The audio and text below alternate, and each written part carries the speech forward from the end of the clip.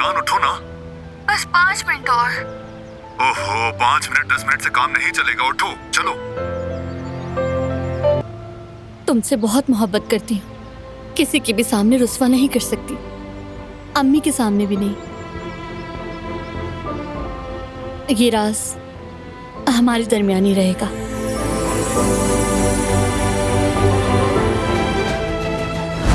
मारान काराबे का एक और पैगाम भी था। जी कहिए, सुन रही हूँ। चाहे कुछ भी हो जाए, वो हर सूरत दिलान काराबे को घर लेकर जाएगा। तो ये झूठ था, ये तो यहाँ बैठा है। एक बार पलट कर देख लो, ऐसे गले लगाऊंगा कि कभी जुदा ना हो।